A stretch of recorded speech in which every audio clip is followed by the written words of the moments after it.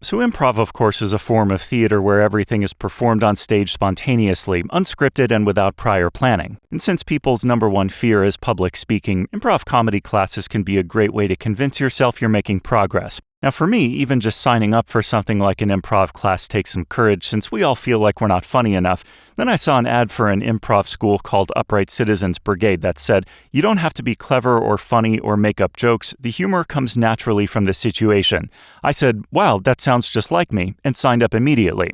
And it's true, none of my scenes were clever, funny, or contained jokes of any kind, and the humor came naturally from the situation, of my peers feeling deeply uncomfortable, which made me chuckle, so I guess you could say I succeeded with flying colors.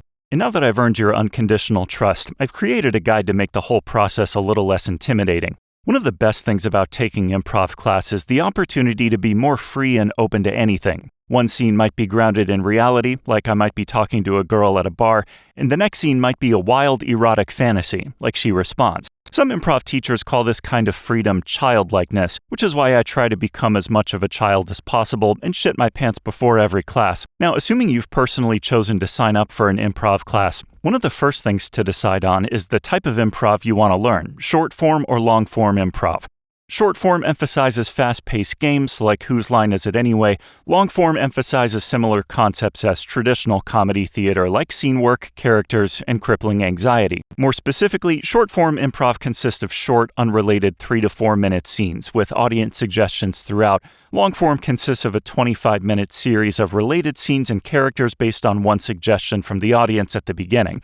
And for this reason, the two types are often compared to music. Short form is more like pop music, and long form is more like jazz, in that none of it makes sense, and the only people enjoying it are the ones on stage. Now, since long form is where many famous actors got their start, and is generally what's taught at the major improv centers, we'll start with that. So upon arriving at your first class, you'll be excited to meet your classmates, and since everyone has first day jitters, they'll engage in friendly small talk to ease the nerves and inform you that 9 of them are already famous actors, and the rest all have prior improv experience. Once class has begun, you won't get on stage just yet unless the teacher's a total butthole. First, you'll learn some basic principles to help you succeed, like the rule of yes and. The teacher will explain that when performing improv, you say yes to your scene partner by accepting what they say and adding information to it. For example, if the two of us are on stage, maybe you would start a scene by saying to me, "Dad, I want to be a stripper." Now, a bad reply would be if I denied that reality and said, "What? Who are you? We're not related." That's bad and kills the scene. Instead, accept it and add to it. For example, "Dad, I want to be a stripper." Maybe I could reply, "Okay, that's a lot of information to get on my birthday." This way, I've set up a more interesting scene and revealed something about my real-life family history. While staying loose can feel difficult at first, just remember that improv is like gently floating down a river. You just have to go with the flow, and there's honestly no need to be afraid because the worst that can happen is giardiasis. So after you've done the confidence building of learning some basic rules and warm-ups, it's time for the exciting part: get up on stage for your very first scene.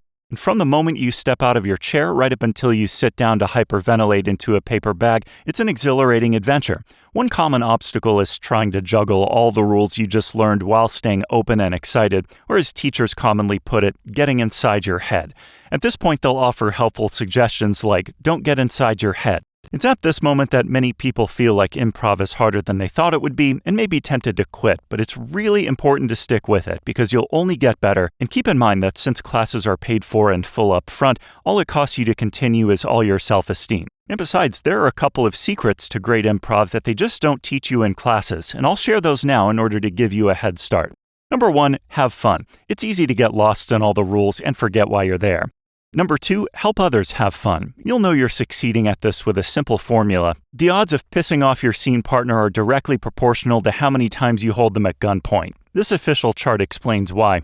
Holding your scene partner at gunpoint 0 to 1 times per month, acceptable. 2 to 3 times per month and your classmates consider calling the popo. Now this dangerous area here is what we call the Michael Scott zone, and you'll want to avoid this, otherwise you risk failing the course.